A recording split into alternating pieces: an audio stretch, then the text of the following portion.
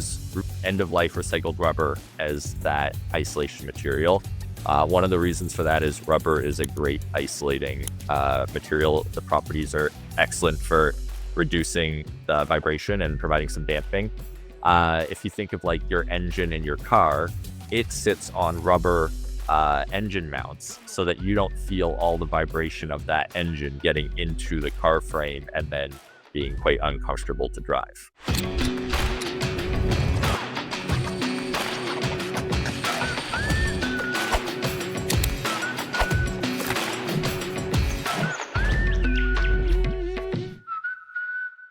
Have you ever stayed in a nice hotel or moved into a new apartment only to lie awake at night hearing the guy upstairs snoring or the baby next door crying or footsteps pounding down the hall at 2 a.m? Acoustic issues like these kill comfort and tank long-term building value, and mass timber is no exception. But don't worry, we're breaking down what causes these problems and how to solve them. Today's guest, Aedan Callaghan, is the director of mass timber at Pliteq, a company that's helped solve acoustic challenges on over 100 mass timber projects across North America. For more than a decade, Pliteq's been leading the charge on research and product innovation to make these buildings quieter, more comfortable, and better performing, all without sacrificing sustainability. In this episode, we break down what makes acoustics in mass timber buildings so tricky, the most common pain points and how to solve them, and how Pliteq's green building products made from recycled end-of-life materials are making high-performance acoustic solutions more sustainable than ever. Whether you're designing, building, or developing mass timber projects, this conversation is packed with real-world takeaways to help you deliver quieter, higher-quality buildings from the ground up. But before we dive in, early bird pricing for the Mass Timber Group Summit is ending soon. You can meet experts like Aedan, get your questions answered in person, and stay ahead of the curve. Use code PODCAST, all caps, at masstimber.group to save $50 on your ticket. So with that, let's get into it. So I've been with the company about 5 years. One of my buddies in materials engineering at school found the company, was like, hey, this is really cool company doing pretty interesting stuff using end-of-life recycled waste to create quieter buildings. So it's kind of a natural fit. Yeah, totally, man. That's a good story. I always like how there's like a tee up. A friend says, hey, check this out, do this, whatever, right? Rather than just like, oh, I submitted a resume and then I got hired and whatever. It's like the best opportunities I think come from like referrals and people in your network. Yeah. So in the world of acoustics and sound, tell me about the problems that we're addressing in buildings. Like what is acoustics? Yeah. So, I mean, as cities continue to densify, we're often living in closer and closer quarters to other people. Buildings are taking on mixed use, multi-purpose, sort of project planning where you might have crazy amenity spaces. We worked on a building recently that had a bowling alley on the 28th floor, half basketball court. There's all sorts of different activities and also just many units packed in there. And what you don't want is to be hearing everything going on outside your walls. You still want that expectation of privacy. You close the door, this is your space. And so you don't want to be feeling sort of intruded by exterior noise that disrupts your life. Got it. And there's two different kinds of like sound that we're trying to mitigate, right? Can you unpack those for me? Yeah. So in building acoustics, there is airborne sound and there's structure-borne sound. So airborne sound are going to be things like music playing, people talking, that type of thing. Yeah, any type of speech like that travels through a partition and then you are hearing it on the other side. The way that that's addressed is by a single number rating called sound transmission class, or STC. So that the higher the rating, the higher the single number there, the better job it does at preventing you from hearing that type of noise. Is that the other type? Is that like my neighbor has a super loud TV and like the stereo, like all that kind of stuff? Like that's the STC, the airborne. Exactly. Okay. All right. Yeah. So that's what you would be hearing. Now there might be a subwoofer that he has as part of that stereo, and so if it's actually something coming through the structure, that's going to be structure-borne noise. So sometimes it can be challenging to know how it's coming into your space, if it's directly through the partition as airborne, or if it is actually that subwoofer sitting on the floor creating vibrations coming through. So that would be structure-borne noise. Other examples are people walking, the washing machine on a spin cycle, Those types of vibrations and structure-borne noise then travel through either a floor ceiling assembly, down a wall, and then are re-radiated into that adjoining space. So then the way that's addressed is another single number rating, but that's an IIC rating for impact insulation class. Yeah. Again, it's a single number, higher the better, but they're addressing two separate sort of things. Got it. So tell me, like, if I'm thinking like traditional construction, we're getting into mass timber in a second, but like this is like a 2x4 drywall, insulation, cladding, whatever, sucks for most sound anything, whether it's impact or airborne or whatever. Tell me like the mechanisms of like how that stuff comes through and what sucks about normal construction that doesn't use any like special acoustic considerations. Yeah. So when you have sort of thin, not very robust assemblies, it often means that you have rigid contact between the two sides. So if you have a 2x4 wall and you put drywall on either side, when sound hits one side, it can then get straight through those 2x4 studs and then re-radiate the drywall on the other side. So examples of improving a wall assembly would be like a double stud. So you can actually do two studs with a 1 inch gap between them and then drywall the two outsides of that. Now, when the sound gets into that first wall, there's an air gap preventing it from getting into that second wall. So, for example, a double stud wall is often around an STC 60 to 63 or so, but takes up a much wider area of your footprint. You can also do it by using like resilient isolation clips, like genie clips. So that is basically just decoupling one of the sides of drywall. So you can keep the floor plate of that wall assembly a little more reduced, but still achieve the same rating by better isolating uh, the drywall layer. Yeah, and so like when you're basically disconnecting the two solid sets of materials on each side, does that work for both the airborne and the impact transmission?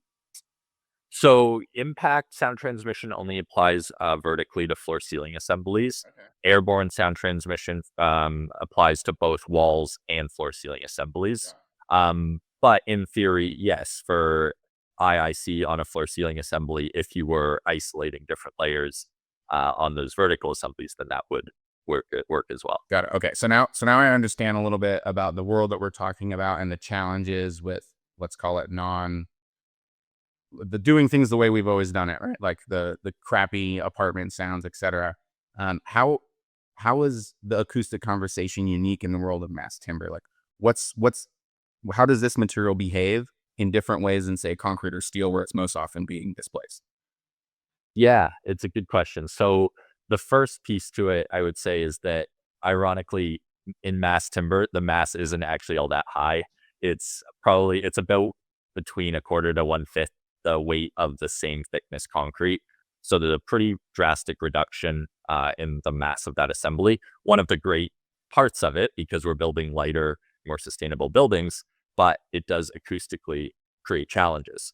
Now you might be thinking like wood frame or steel construction, those also would be quite lightweight. What they have going for them is there's always a ceiling. If you're building an open web truss or a TJI light wood frame assembly, you're almost always going to have your drywall ceiling there, and you're going to have it decoupled from those joists, either using like a resilient channel or isolation clips like genie clips. And so that's doing a lot of the heavy lifting. Um, with mass timber, everyone wants the beautiful exposed ceilings. So now we have less mass and no ceilings. And that's really where the problem comes from. Got it. And so the mass or is mass and density interchangeable here? Like when you're talking about that, so it's like, it's we're building lighter and faster. That's a perk of mass timber, but because it's not as dense as say a concrete floor slab, the sound can travel through it, and then we're missing the ceilings underneath. And so if we want the exposed ceiling of mass timber, like how do we still get the sound class that we want? Yeah. So you're basically forced to do everything on the top side. So you're having to take this fairly low performing base structure and bring it up to either minimum code for multifamily or sort of even higher levels if you're trying to do market rate or luxury level separation between units. So you end up with some type of subfloor system that's often a lot more robust than what a wood frame project would be doing because, like I mentioned, they have the ceiling. So you're moving more of your acoustic isolation to the top side of the timber. And what does that normally look like?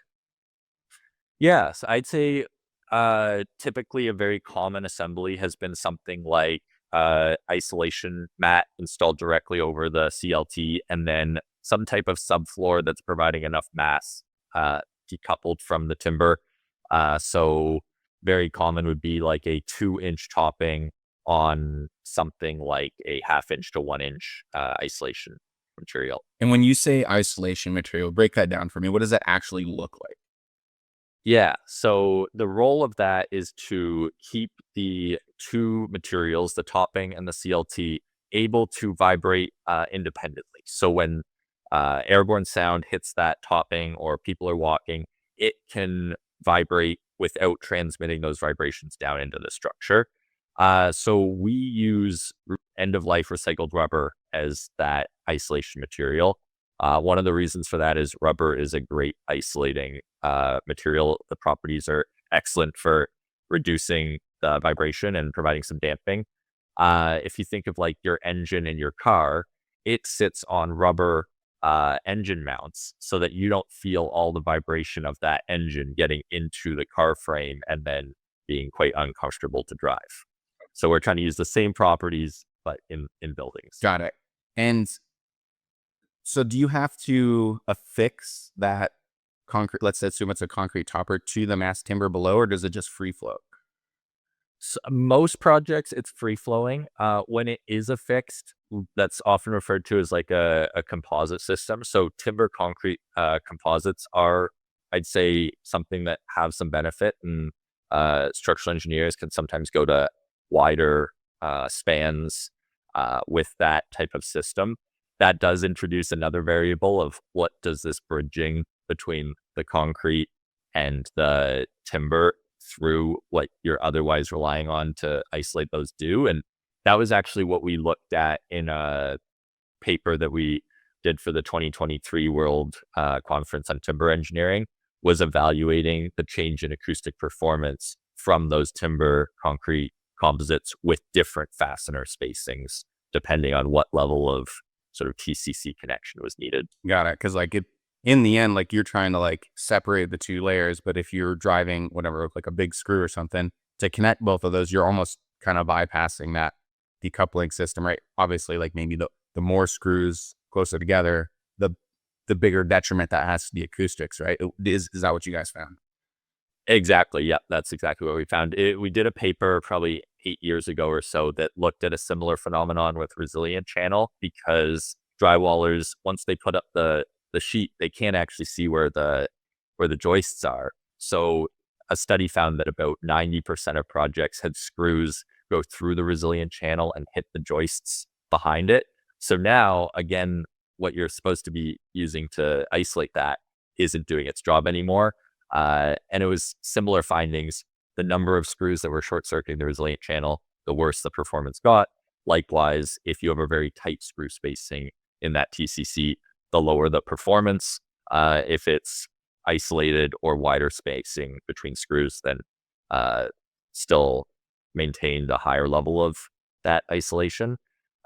Next up, we're on our next World Conference of Timber Engineering paper, we're looking at what that actual shear slip modulus is. So we're working with Fastener and their concept lab, doing some now structural testing. So we've done the acoustics piece. Now we're kind of seeing what that structural effect of those systems is. Got it. And when do you think you'll be able to share those results with the world? Yeah, we're presenting that in Brisbane in June. So I think the paper will be public around then. Okay. Yeah. If this episode comes out around that time, we'll make sure to link both of those down there. So Yeah. so we've talked about kind of the solutions, the actual mechanisms that go in there. What about like alternative ways? Like if we're always doing concrete toppers, but we recognize, hey, there's all these different challenges and different components that we have to add to it. Is there any way that we can do these things differently? Yeah. So I would say in recent times, probably over the number of years, a lot more projects are you actually using the CLT as the diaphragm in these buildings. And what that does is it frees up that topping to be non-structural. Uh, Gypsum concrete, for example, is always non-structural. These concrete toppings, sometimes they are partially structural, sometimes they're not. In cases where they're not structural and solely providing a subfloor mass layer essentially to sit on that GMAT FF, one of the things that we've had feedback from is bringing all of that wet trade, all of that water in that concrete into a wood building poses a number of challenges.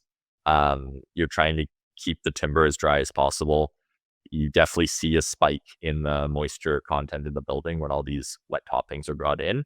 So there has been a big push in the industry towards dry systems where you don't have this wet poured topping.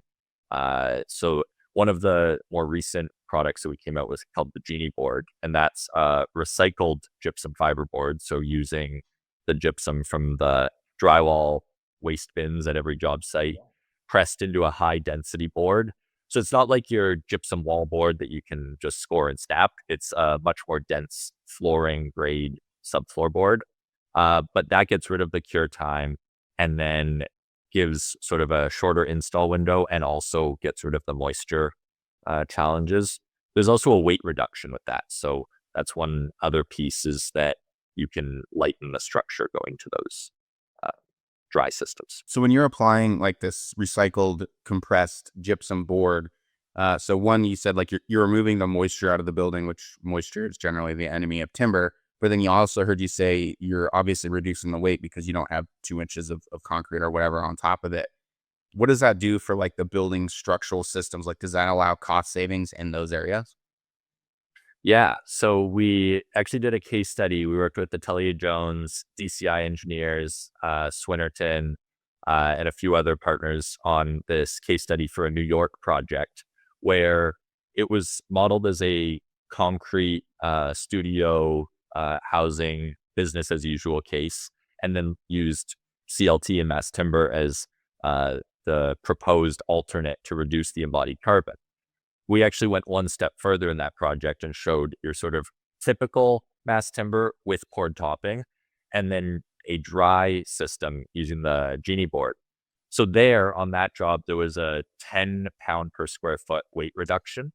And when DCI ran the structural calculations again, that weight reduction over the 7 stories actually resulted in being able to reduce 10% of the rebar out of the podium and the foundation, 2 inches of concrete off the foundation slab thickness, and 16% reduction in the CFS. It was a hybrid using CFS load bearing walls. So there was a 16% reduction in the weight of CFS walls as well. That sounds like a lot of compounding effects, right? Yeah. So both from an embodied carbon component, you're taking out all quite high emitting materials, steel and concrete, but you're also saving quite a bit of cost there. And there was a shortening of the schedule by 7 to 10 days by getting rid of the cure time of those toppings. Yeah, that makes a ton of sense. And what about the sound performance? Were you guys able to meet, match, or exceed? Yeah, so it was a really, I'd say, comprehensive and great study there where we wanted to make sure everything was apples to apples. So the concrete 7 inch slab, the CLT with topping, and the CLT with Genie board, we made sure we're all the same or within a point of STC and IIC ratings between each other. So they were all comparable and all above minimum code for multifamily. Wow. So let me just make sure I understand this right. So if you're using a dry system, you're saving. What about floor to floor height? Did that change? Yeah, so it reduced that. With the topping, we were 2 3/8 inches plus finished floor. On the dry system, we were 1 5/8. So you were saving about is that about 3/4 of an inch off that system. So you are able to bring down your floor to floor heights a bit as well. So Yeah. maximize the floor to floor heights, bring down your subfloor. Yeah, totally. That makes a lot of sense. So So reduced rebar, reduced foundational thickness, reduced, load bearing walls with the CFS, faster. Did you say 7 to 10 days?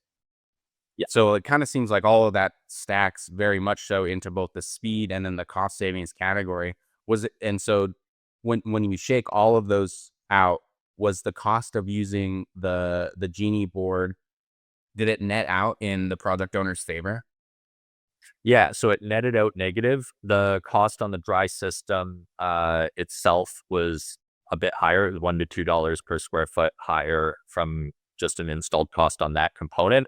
But as a holistic view on the project, it was net negative. Yeah, and I think that's why it's important to look at everything in a holistic project sense. Like everybody talks about this in mass timber. It's like if you're looking at timber to concrete, material to material, like you're going to be more expensive over here. But when you look at the holistic project, right, then things shake out a little differently. And I think this is exactly one of those instances that you're talking about.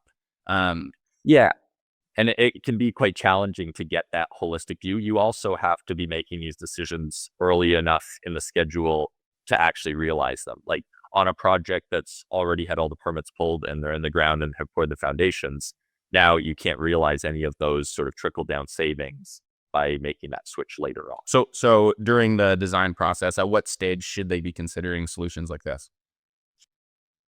I would say, like, yeah, definitely the earlier the better. I think we are normally seeing like into DD or early CDs, like really trying to make sure that those are figured out so that you can actually realize any of those trickle down effects. I think in the mass timber world, everyone kind of agrees the earlier that you can bring all these decisions forward, the better it is for just the project as a whole. So Right. it's probably along those same lines. Got it. And so we talked about kind of like wet versus dry, like how these sounds, how sound travels, airborne versus impact, et cetera.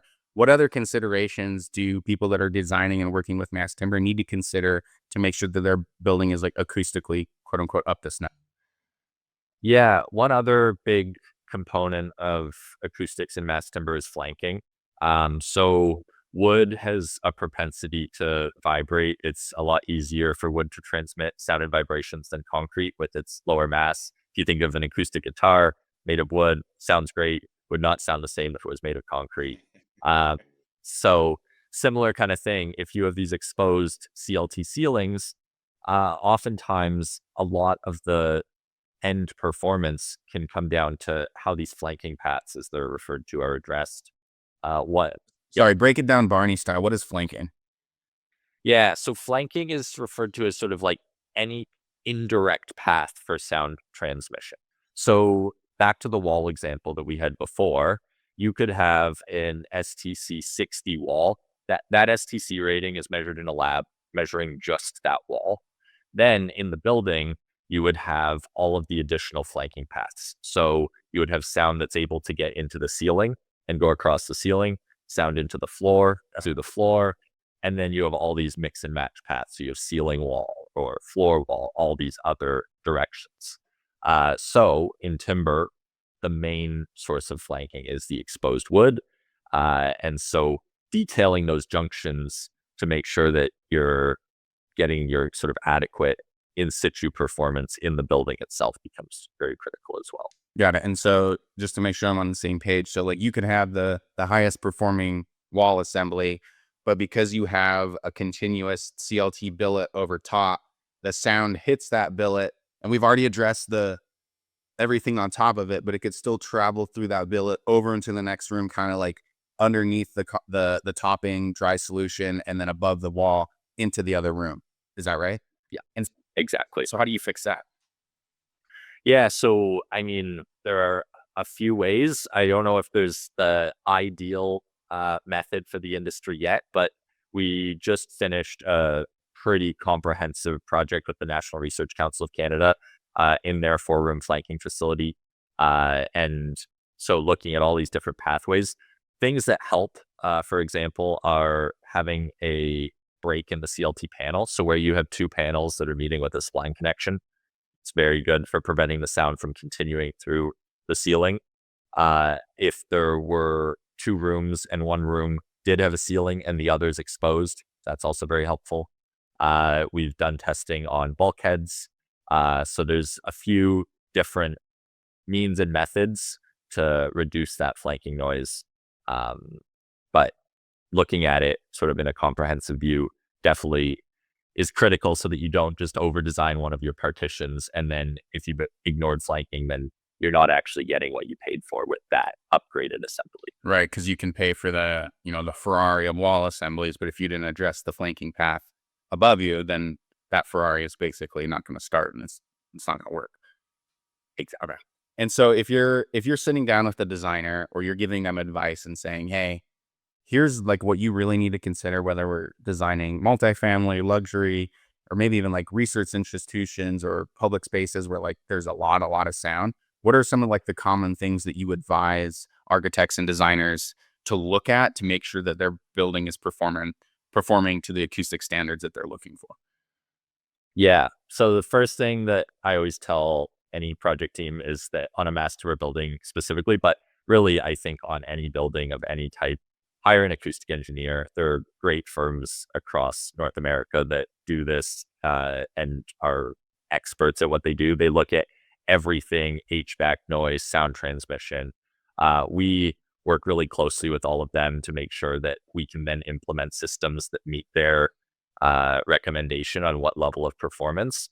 They'll have those conversations with the owner of sort of guiding them on what are you designing the building for? What's an adequate sort of level to design for that space? That would be first and foremost. Then the second thing would be when you're looking at your acoustic separation, I'd say, try to match up your acoustic systems with what you're designing the building for. So sustainability is often a really big piece. So we've actually started putting embodied carbon numbers on all of these floor ceiling assemblies, just because we know that is one of the big reasons a lot of people are considering timber is because it's a renewable material. You're lowering the embodied carbon. You're actually creating these sort of biogenic carbon sinks to hold that. And so using recycled material in that acoustic layer and or recycled content for getting rid of the cementitious toppings, it's also, I'd say, it has a lot of benefit.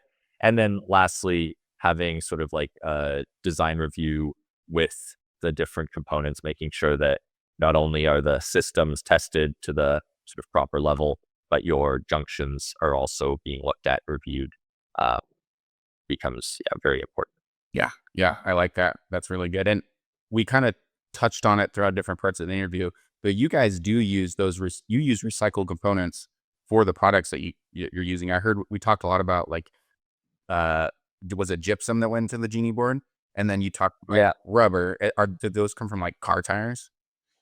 exactly. Yeah. So our Genie Mat FF, for example, is made from 92% post-consumer recycled content from end-of-life car tires.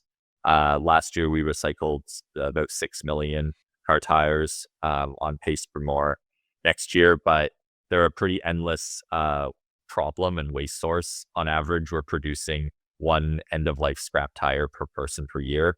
Wow. So we're nowhere close to yet reaching 100% recovery and recycling. So we're trying to chip away at all of that until none of them are ending up in these tire piles or landfills. Yeah, totally. And then I appreciate that mission. And I've seen a video that Pliteq put out kind of going through like the numbers that you talked about with recycling these car tires. And it's really impressive. Like 6 million car tires, like that's a ridiculous amount of old tires. But like you said, it's still a drop in the bucket compared to like the global production of this stuff. But I'm happy that we're finding an avenue to take an end of life thing that would normally end up in the landfill and then turning it into something that can go into a building product that lasts 100+ years. Yeah. The the tires and the recycled gypsum in your products, does that help contribute to like lead points or anything like that?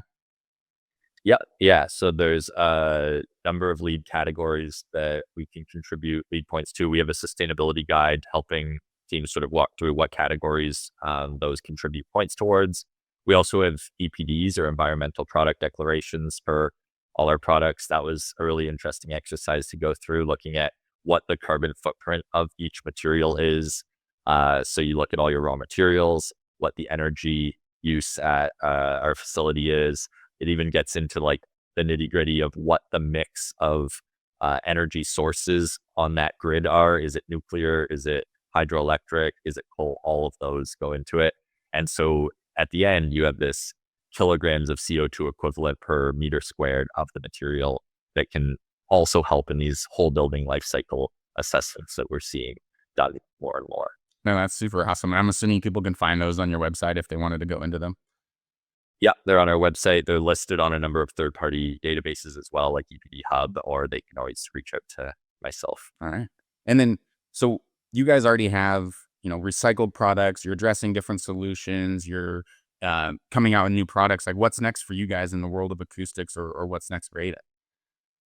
Yeah, I mean, we continue to just try and provide as efficient an acoustic solution to all new building typologies. One of the things that we've been seeing is different thicknesses of CLT coming online, just trying to keep up with all the CLT offerings and have acoustic testing on all of them is its own fun challenge. We just came across a 4-ply CLT in the past year that Wow. I didn't realize was a thing. Yeah, and so then we did some testing on that.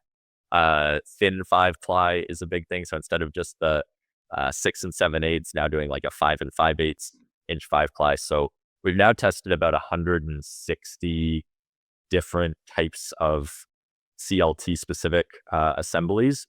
So we'll continue to keep up with where that goes. The other thing is, I think, trying to provide solutions for some of these modular assemblies as well. So as people come up with unique modular designs, what those assemblies look like, and providing testing on those is another really fun and exciting avenue for us. Yeah, well, I'm excited to see what you guys come out with next, because like you said, there's no end to the innovation about even just different panels, new modular, volumetric, flat pack, like whatever. It's like there's a different, assembly, it seems like every other month. And so like you guys are going out and you're testing all of those different types of things and be like, here's exactly what happens with sound, because every structure is going to be unique, right? Is that fair? Yeah, exactly. And that's one of the great things. Like Pliteq was founded by an engineer, still a CEO, Paul Downey, but he believes in just testing everything, like third party independently test everything. So it's great having sort of that enable us to just every time we hear of a new structure, he's like, let's test it and see how it is, and then have data on it. So yeah, lots. Yeah, never a dull moment. I love that.